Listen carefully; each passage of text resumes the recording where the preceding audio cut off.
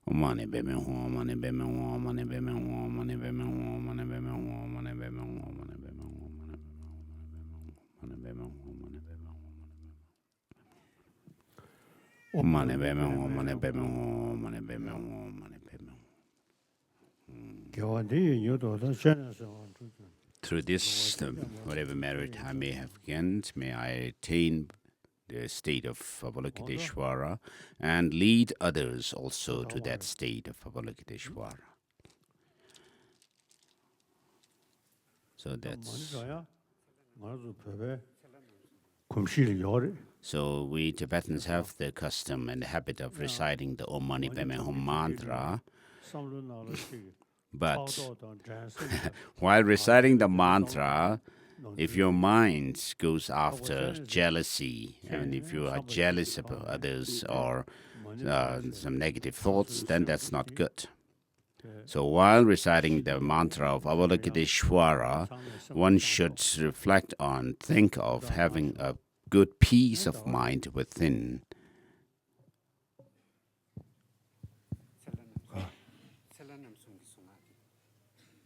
So we have the mantras of the three long-life deities.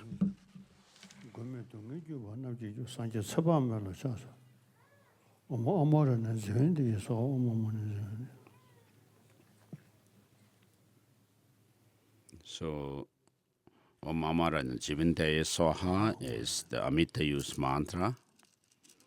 Om Amaran Jivintaya Soha.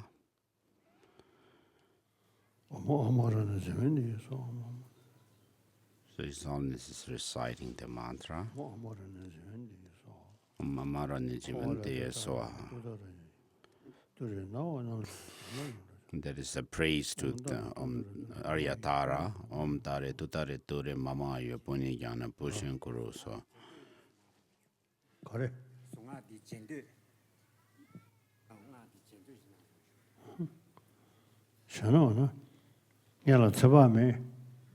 So first we'll have, please repeat this after me. Om Amara Nijivinde Swaha. Om Amara Nijivinde Swaha.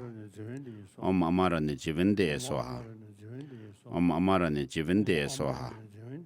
Om Amara Nijivinde Swaha. Om Amara Nijivinde Swaha. Om Amara Nijivinde Swaha. Next is White Tara. Tare ture, Mama Ayo Punni Jnana Putin Kuru Swaha. Tare ture, Mama Ayo Punni Jnana Putin Kuru Swaha. Tare ture, Mama Ayo Punni Jnana Putin Kuru Swaha. Tare ture, Mama Ayo Punni Jnana Putin Kuru Swaha. Tare ture, Mama Ayo Punni Jnana Putin Kuru Swaha. Tare ture, Mama Ayo Punni Jnana Putin Kuru Swaha. And next is the mantra of Ushnisha Vijaya.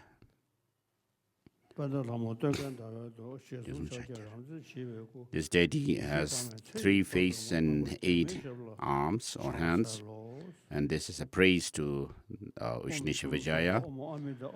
Homage. Om Drum Soha, Om Amrita Ayuda De Soha. Om Drum Soha, Om Amrita Ayuda De Soha. Om Drum Soha, Om Amrita Ayuda De Soha. Om Drum Soha, Om Amrita Ayuda De Soha. Om Drum Soha, Om Amrita Ayuda De Soha. 다다가 먼저 다다가 튀비시 더 거울에서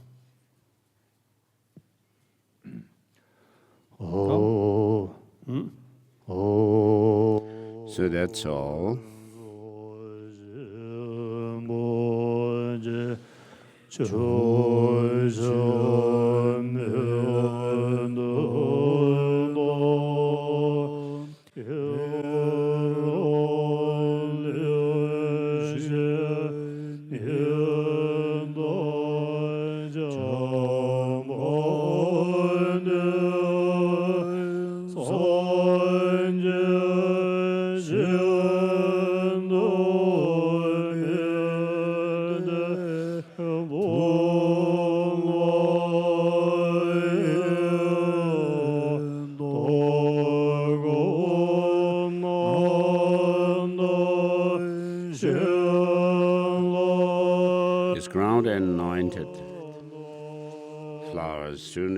Anointed with perfume, adorned with Mount Meru, the 4 continents, sun and the moon, I imagine as the Buddha filled and offer it. May all sentient beings enjoy the pure Buddha filled. In the land surrounded by fence of snow mountains, the source of all good and benefit is you, Tenzin Gyatso Avalokiteshvara. May you live until the samsara comes to an end.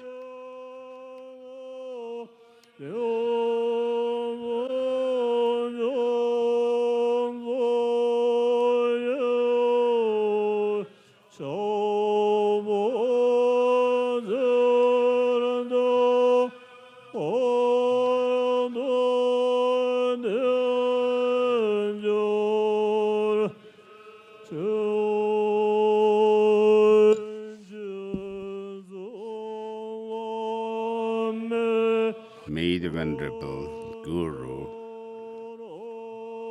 have a very firm, long life,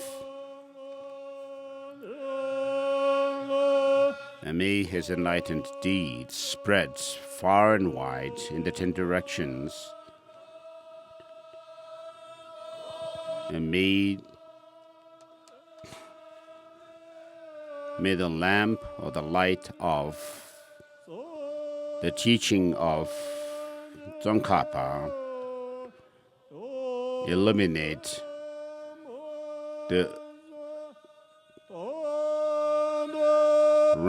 all realms of sentient beings, to dispel the darkness within sentient beings. Idam Guru Ratna Mandal Kam Niryatayami.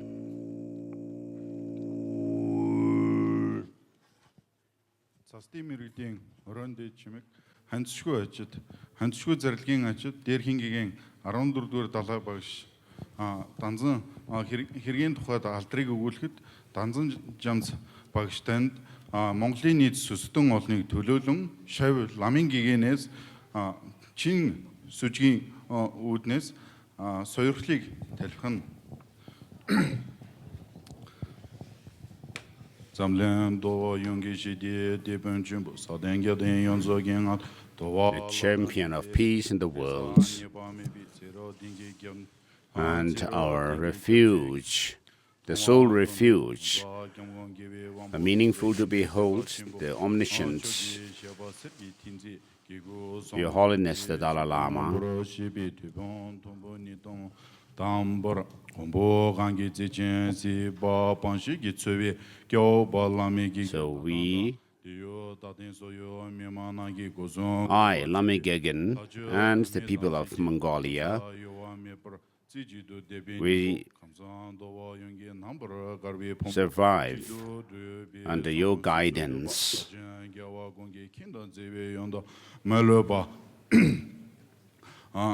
Lago Shin Lagan number Sherby Tonde Zambi Medo Sumden Dorje Zimbe Cardo Dode Lujin Gungi Miki Duzerami Han Duzerami Shin Dindon Dove Tedan Yungi Dige Banjo Konde Tuze Jimbe Shawando Girde Gunga So moved by your compassion,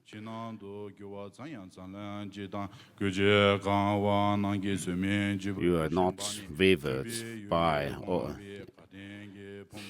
whatever circumstances you may encounter. All the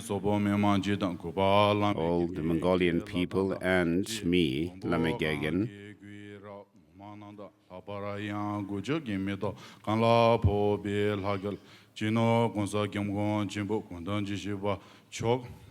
so Your Holiness, the 14th Dalai Lama,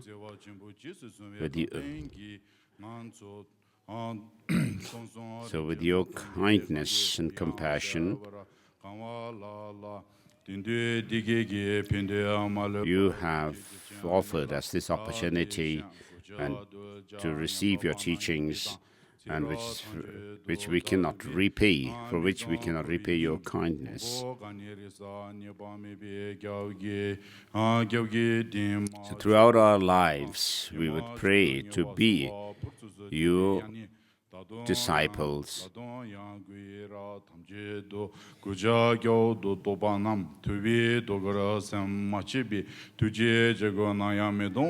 So please keep us in your mind and lead us, guide us through our lives.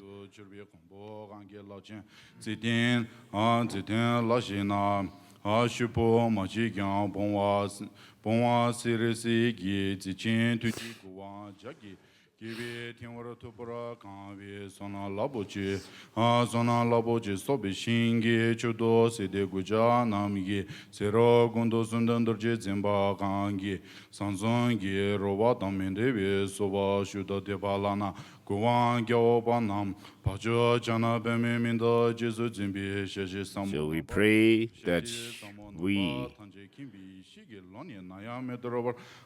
the Mongolian people, would be led by under your guidance of you, Avalokiteshvara, who has manifested in the form of a monastic, upholding the three vows of Pratimoksha, Bodhisattva, and Tantra.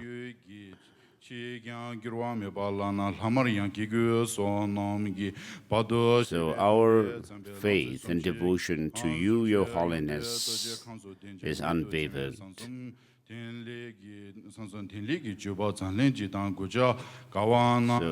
may your enlightened deeds spread throughout the world and to our people. So with due respect and homage, we make this offering of mandala to you.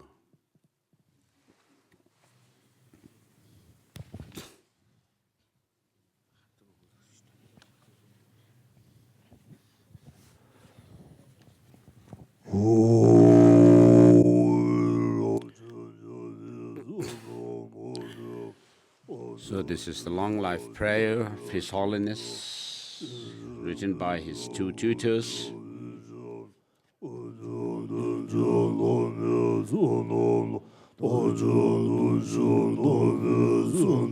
Om Swasti, magical dance of the infinite conquerors, three secrets, all appearing in such ways as tame, wish-granting gems, source of all the worlds and nirvana's goodness, assemblies of kind direct and lineage gurus. To you we make request with intense longing, grant inspiration that Tenzin Gyatso, Lord of the land of snows, may live 100 eons, unperishing, and his aims be achieved of themselves.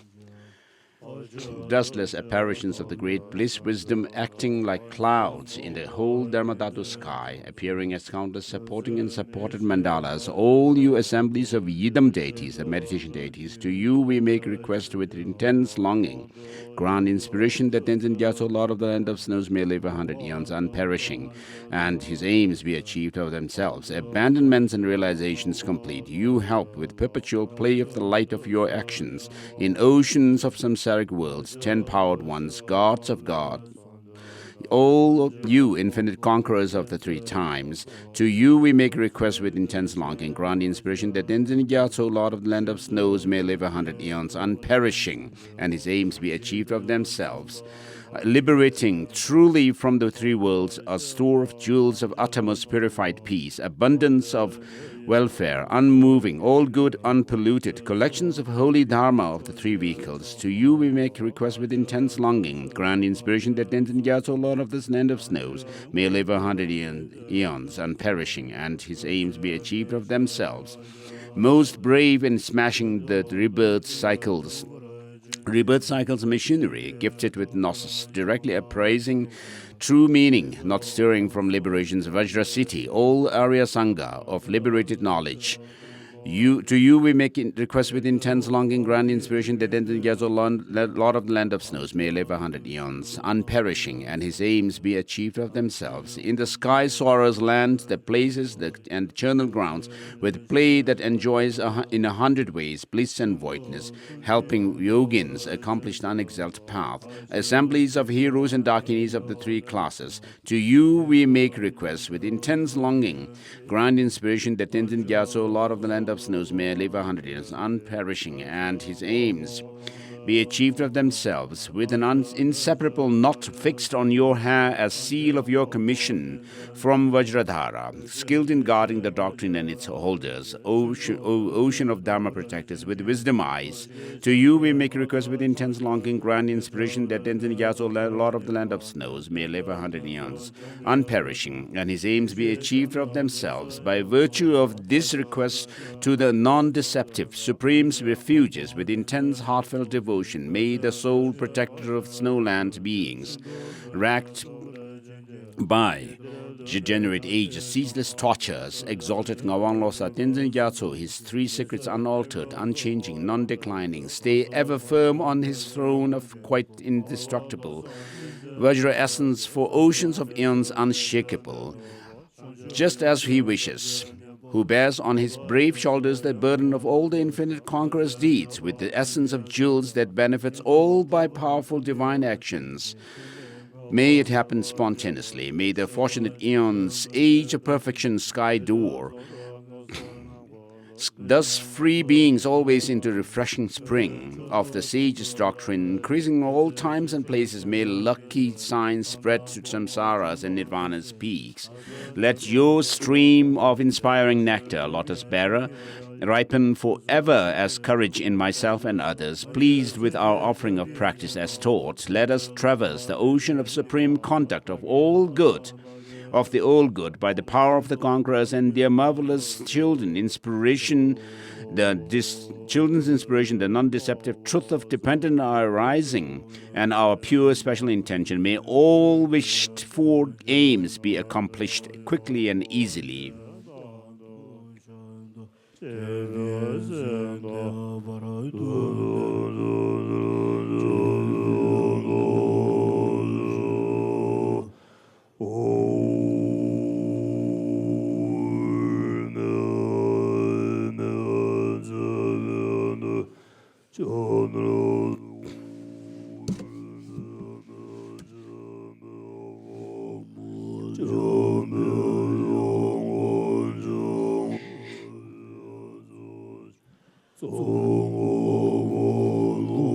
You Avalokiteshvara, the great treasure of unobjectified compassion, Manju Ghosha, the sovereign lord of impeccable wisdom, Vajrapani, the keeper of the sacred teachings who destroys all evil forces, I pray at your feet, Tsongkhapa, Losantagpa, the crowning jewel of the learned of Tibet.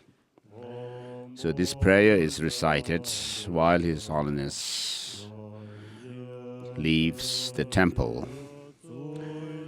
You are Avalokiteshvara. This is a praise to Tsongkhapa, Master Tsongkhapa. You are Avalokiteshvara, the great treasure of unobjectifying compassion, Manju Ghosha, the sovereign lord of impeccable wisdom.